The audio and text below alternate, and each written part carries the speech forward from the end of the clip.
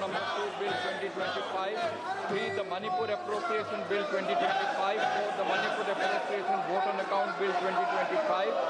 5. The Finance Bill 2025. 6. The Appropriation number 3 Bill 2025. 7. The Railways Amendment Bill 2025. 8. The Disaster Management Amendment Bill 2025. 9. The Banking Laws Amendment Bill 2025. And 10. The Protection of Interest in Aircraft Objects Bill 2025. I also lay on the table copies duly authenticated by the Secretary General Rajya Sabha of the following 6 bills passed by the Houses of Parliament and assented to by the President. 1. The Oil Field Regulation and Development Amendment Bill 2025. 2. The Tribhuvan Sahakari University Bill 2025. 3. The Boilers Bill 2025. 4. The Immigration and Foreigners Bill 2025. 5. The Waqf Amendment Bill 2025. And 6. The Musalman Waqf Repeal Bill 2025. Item number 9, Shri M. Srinivasulu Reddy.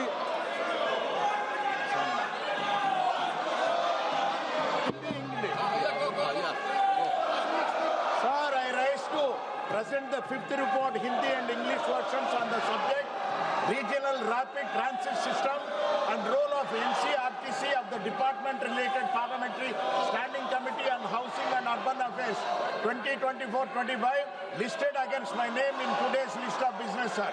Thank you. Item number 10, Shri Saptagiri Ulaka ji. और इस वक्त ये लोकसभा की कार्यवाही की तस्वीर हम आपको दिखा रहे हैं। दूसरी तरफ राज्यसभा की कार्यवाही फिर से स्थगित हो चुकी है और इस वक्त पॉलिटिकल एडिटर अदिति नागर हमारे साथ जुड़ गए हैं। अदिति, एक बार फिर से कल जो तस्वीर, आज फिर से वही तस्वीर दिख रही है। विपक्ष के भारी हंगामे के बीच राज्यसभा की कार्यवाही स्थगित हो गई है। सबसे पहले इस वक्त की सबसे बड़ी खबर जिस बारे में लगातार चर्चा थी, राष्ट्रपति ने उपराष्ट्रपति धनखड़ का इस्तीफा मंजूर किया, गृह मंत्रालय को भेजा और थोड़ी देर में नोटिफिकेशन जारी कर दिया जाएगा। यानी अब आगे के दूसरे चुनाव की प्रक्रिया शुरू हो जाएगी। एक बार फिर इस वक्त की बड़ी खबर आपको बता दें कि जो इस्तीफा उपराष्ट्रपति ने दिया था वो राष्ट्रपति ने मंजूर करके गृह मंत्रालय को भेज दिया गया है। थोड़ी देर बाद नोटिफिकेशन जारी कर दिया जाएगा। दूसरी सबसे बड़ी बात जो आपने सवाल पूछा, जाहिर तौर पे मैं अभी पार्लियामेंट में ही मौजूद थी और अभी आपसे बात करने के लिए बाहर आई हूँ। मैंने देखा कि एक तरफ तो सन्नाटा है भारतीय जनता पार्टी सांसदों के भीतर, उनसे सवाल पूछा जा रहा है तो वो मुस्कुरा रहे हैं, लेकिन वहीं विपक्षी सांसद आक्रामक तरीके से, अब देखिए आप धनखड़ के मामले में राज्यसभा में जिस तरीके से हंगामा हुआ, लोकसभा में अभी 11 बजे कार्रवाई शुरू हुई, 11:02 स्थगित हो गई और अब उसके बाद 12 बजे शुरू हुई तो हंगामे के साथ शुरू हुई। अब विपक्ष पूरी कमर कस के आया है कि चाहे SIR का मुद्दा हो, चाहे ट्रंप का मुद्दा हो और चाहे फिर धनखड़ के इस्तीफे का मुद्दा हो, संसद सत्र में चलते हुए इन सभी मुद्दों पर पक्ष को घेरना है। एक बार मुझे आपको यहाँ पर रोकना पड़ रहा है, मैं आपके पास वापस लौट रही हूँ। देखिए अभी जिस तरह से पॉलिटिकल एडिटर अदिति ने अभी जानकारी साझा की है, इस वक्त की सबसे बड़ी खबर ये है, जगदीप धनखड़ का इस्तीफा मंजूर हो चुका है। आपने कल देखा कि देर रात ही उनकी तरफ से इस्तीफा दिया गया, एक लेटर बाकायदा राष्ट्रपति को उन्होंने भेजा और अब राष्ट्रपति ने उनका इस्तीफा मंजूर कर लिया है। ये इस वक्त की एक सबसे बड़ी खबर है। हालांकि अब सभी की निगाह इस बात पर है कि अब आगे क्या, कौन अब उपराष्ट्रपति होगा, सभी की निगाह इसी बात पर रहने वाली है। चूंकि स्वास्थ्य का हवाला देते हुए हाल ही में उपराष्ट्रपति की तरफ से फैसला लिया गया। अदिति लगातार हमारे साथ बनी हुई है, आप प्लीज अपनी बात पूरी करें। बिल्कुल, तो अभी की सबसे बड़ी खबर है क्योंकि ये माना जा रहा था कि क्या 11 बजे पहले राष्ट्रपति इस्तीफा मंजूर कर लेगी, लेकिन राष्ट्रपति ने इस्तीफा मंजूर कर लिया है और उसे गृह मंत्रालय को भेज दिया है। अब गृह मंत्रालय नोटिफिकेशन जारी हो जाएगा। तो अब आप देखिए, अब आगे की प्रोसेस का जिक्र करते हैं। आप में क्या होता है, आप देखिए चुनाव आयोग को पूरा प्रॉपर इसका चुनाव कराना होगा उपराष्ट्रपति का। देखिए संवैधानिक पद की दूसरे नंबर की होती है पोस्ट, इसलिए ये बेहद खास है। रेजिग्नेशन जगदीप धनखड़ का एक्सेप्ट हो चुका है और होम डिपार्टमेंट अब नोटिफिकेशन जारी करेगा। अब चुनाव होगा। अब सवाल सबसे बड़ा उठता है कि जब चुनाव होगा तो क्या ये 5 साल के लिए होगा या जगदीप धनखड़ के बचे हुए कार्यकाल के लिए। तो आपको बता दें, हमारे दर्शकों को बता दें कि ये पूरे 5 साल के लिए होगा। यानी अब जो भी व्यक्ति उपराष्ट्रपति पद पर चुनाव से जीत कर आएंगे तो वो 5 साल के लिए आएंगे, अगले 5 साल के लिए आएंगे। 74 साल 3 महीने के थे जगदीप धनखड़, आज जब कल उन्होंने इस्तीफा दिया। अब इस समय फिलहाल जो हरिवंश जी है, डिप्टी चेयरमैन है, वो इस पूरे प्रोसीडिंग्स है उसको संभालेंगे।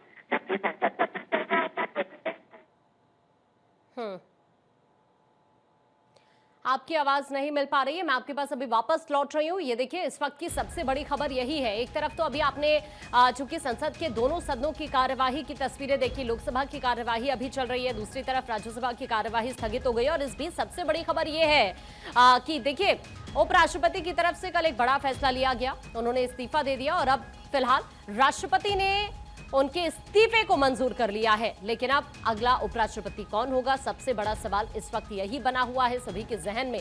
अब इस वक्त यही क्वेश्चन है कि अब आगे क्या। और सबसे बड़ी बात, चूंकि अभी देखिए उनका कार्यकाल बचा हुआ था, लेकिन लोगों के अंदर जो क्वेश्चन है उनके बचे हुए कार्यकाल को लेकर कि क्या अब उतने ही वक्त के लिए उपराष्ट्रपति बनाया जाएगा क्या, तो इसका जवाब भी अभी पॉलिटिकल एडिटर ने दिया, क्योंकि अब जो पूरा का पूरा प्रोसेस होगा वो अगले 5 सालों के लिए ही होगा।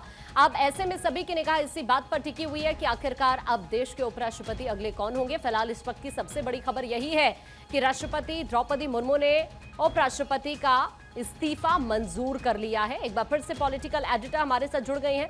अदिति, चूंकि लोगों के अंदर बहुत सारे क्वेश्चंस हैं इस वक्त, आपने काफी हद तक चीजें क्लियर की, लेकिन सबके जहन में इस वक्त सबसे बड़ा क्वेश्चन यही है कि अब अगला उपराष्ट्रपति कौन। बिल्कुल नहीं, ये अपने आप में एक बड़ा सवाल है। जब भी उपराष्ट्रपति तय होता है, सरकार की एक बहुत बड़ी रणनीति होती है। जाहिर तौर पे इस बार भी सरकार इस पूरी रणनीति के साथ आगे बढ़ेगी, इसीलिए 3 सवाल आते हैं। पहला, हरिवंश जी, वो उसको सत्ता में चलाएंगे जब तक पूरा प्रोसेस चल रहा है, क्योंकि जाहिर तौर पे अभी कम से कम 19 दिन की सिटिंग बाकी है। इसके साथ साथ चुनाव के नोटिफिकेशन जारी होंगे। चुनाव होता है, अच्छा चुनाव कैसे होता है, कौन एलिजिबल होता है, कौन वोट करता है, ये एक बड़ा सवाल है। तो पूरे लोकसभा और राज्यसभा के जो सदस्य हैं वो मिलकर उपराष्ट्रपति को चुनते हैं। यानी अभी जितनी कैपेसिटी है लोकसभा राज्यसभा के सांसदों की, वो सब मिलकर उपराष्ट्रपति को चुनेंगे। अब उसमें क्या होता है, जब हम ये कहते हैं सरकार की रणनीति, ज्यादा नंबर जिसके पास होते हैं उपराष्ट्रपति उसका होता है, कहीं ना कहीं उसके सुझाव वाला उपराष्ट्रपति होता है, माना जाता है। तो अब ऐसे में अगला कौन होगा, तो अब पॉलिटिकल लिहाज से चर्चा करें तो तमाम नाम आ रहे हैं। एक तरफ वसुंधरा राजे का नाम आता है, हालांकि हमने उनसे संपर्क करने की कोशिश की तो उन्होंने इस बात को अस्वीकारा कि ऐसा कुछ भी नहीं है। फिर आता है नीतीश कुमार का नाम, तो नीतीश कुमार क्योंकि बिहार से आते हैं, चुनाव है, लेकिन स्वास्थ्य कारणों से इन्होंने छोड़ा है जगदीप धनखड़, तो कहीं ना कहीं नीतीश कुमार के स्वास्थ्य को लेकर भी सवाल उठता आया है। तो फिर वो इतने इम्पोर्टेंट महत्वपूर्ण पोस्ट पे कैसे आएंगे।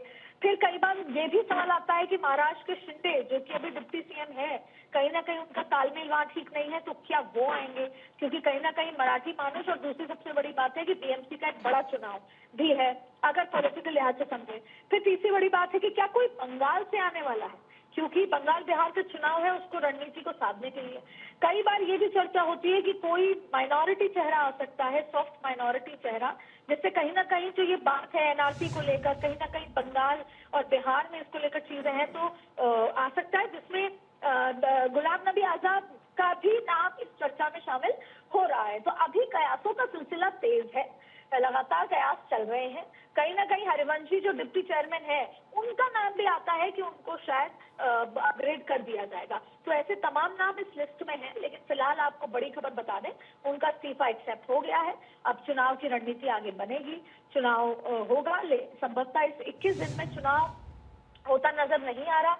लेकिन ये बात तय है कि विपक्ष जगदीप धनखड़ के इस्तीफे पर बयानबाजी, शोर और साथ में सवाल खड़े करती रहेगी, और जिसका फायदा विपक्ष लेगी। और कहीं ना कहीं आपको लोकसभा और राज्यसभा दोनों में ही हंगामा देखने को मिलेगा। लेकिन अदिति, कल दिन भर जिस तरह की हलचल हमने देखी, जिस तरह की बॉडी लैंग्वेज उनकी रही, ये तो बिल्कुल एक्सपेक्टेड नहीं था वो इतना बड़ा फैसला लेंगे। और जैसे ये सामने लेटर आया, सभी चौंक गए। बिल्कुल, कल ये एक्सपेक्टेड नहीं था। कल हमारी भी मुलाकात हुई थी जब हम संसद भवन में मौजूद थे, पहला दिन होता। सबसे बड़ी बात है कि अक्सर सांसद क्या करते हैं कि लोकसभा स्पीकर से भी मुलाकात करते हैं, शिष्टाचार मुलाकात, और राज्यसभा स्पीकर से भी मुलाकात करते हैं, एक शिष्टाचार भेंट होती है। बहुत सारे सांसदों ने ये आज सुबह अपनी आपत्ति साझा की कि कल हम दोपहर में मिलने गए थे। एक सांसद ने कहा कि कल मैं मिलने गया था, तब बीएससी की बैठक 12:30 बजे चल रही थी। बीएससी की बैठक तक सब सामान्य था, ये वही बीएससी की बैठक है जिसमें जेपी नड्डा नहीं पहुंच पाए थे, जिसकी सफाई उन्होंने आज देकर कहा कि आप पहले ही इन्फॉर्म कर दिया था। लेकिन ये पूरा घटनाक्रम होता नजर आया है, ये हुआ है 3 से 4 के बीच में। दरअसल ये माना जा रहा है, अब आपको बताएं कि आपने दोपहर में खबर देखी होगी, हमारे दर्शकों ने भी देखी होगी, जिसमें जस्टिस वर्मा के खिलाफ महाअभियोग का मामला था।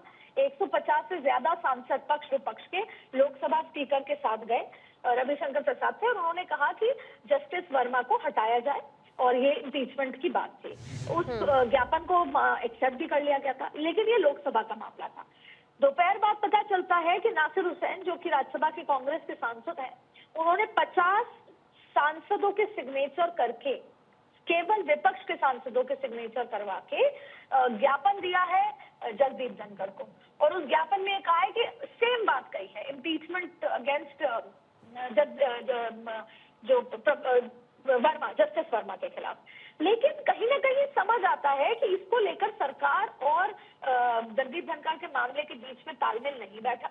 ये भी माना जा रहा है कि उस समय संसदीय कार्य मंत्री मौजूद नहीं थे जब ये पूरा प्रोसेस हुआ, पर ये प्रोसीजर कहता है, प्रोटोकॉल ये कहता है कि संसदीय कार्य मंत्री को होना चाहिए, और जब वो संसद में बोल रहे थे शाम 4 बजे, तब भी कहीं ना कहीं वो उतने कॉन्फिडेंट नजर नहीं आ रहे थे। संभवतः कहीं ना कहीं जो प्रोटोकॉल उन्होंने फॉलो नहीं किया, उसको लेकर सरकार नाराज नजर आती है, पर शायद इतनी नाराज नहीं हो सकती कि वो इस्तीफा दे दे। अब ऐसे में स्वास्थ्य कारणों के चलते इस्तीफा देना, ये कहीं ना कहीं चीजें फिशी दिख रही हैं, ये विपक्ष को भी दिख रही हैं, और ऐसी स्थिति में ये जो इस्तीफा हुआ है, इसके लिए इसको सबको एक्सेप्ट करना आसान नहीं है, क्योंकि 3 बजे तक सब कुछ सामान्य था, 4 बजे के बाद चीजें बदली हैं, उसके बाद सरकार की बड़ी बैठक होती है, सरकार के बड़े मंत्री अमित शाह, राजनाथ सिंह मुलाकात करते हैं, और तमाम बड़े नेता मंत्री आपस में मुलाकात करते हैं। जब हम सवाल करते हैं तो कहीं ना कहीं हम यही ड्रॉ कर पाते हैं कि ऑपरेशन सिंदूर को लेकर रणनीति थी, पर अब बाद में जब इस्तीफा हुआ तो समझ आया कि ये रणनीति किसी और चीज को लेकर थी। फिर अमित शाह लोकसभा स्पीकर से रात को 7-7:30 बजे मिलने जाते हैं। इन तमाम चीजों के बीच में जब रात को 9:30 बजे इस्तीफा आता है और वो इस्तीफा एक्सेप्ट कर लिया जाता है विपक्षीय, और आपको एक और खास बात बताएं, जब कल शाम को मल्लिकार्जुन खड़गे क्या ऑफ रिकॉर्ड चल रहा था, उन्होंने पत्रकारों को मिलने बुलाया था, तब उस समय भी जयराम रमेश ने इस तरह के इंडिकेशन दिए कि आज जो सदन की कार्रवाई हुई, उस कार्रवाई से नजर आता है कि कुछ सामान्य नहीं है, और तब तक कोई इस्तीफा नहीं था। ये शाम के 6:30-7 बजे की बात का मैं आपसे जिक्र कर रही हूँ। तब जयराम पत्रकार ऑफ रिकॉर्ड जब बात कर रहे थे, तब भी इस तरह के इंडिकेशन दिए गए कि जो आज राज्यसभा की गतिविधियां रही, तब कुछ सामान्य नहीं है, और उसके बाद ये चीजें निकल कर आई।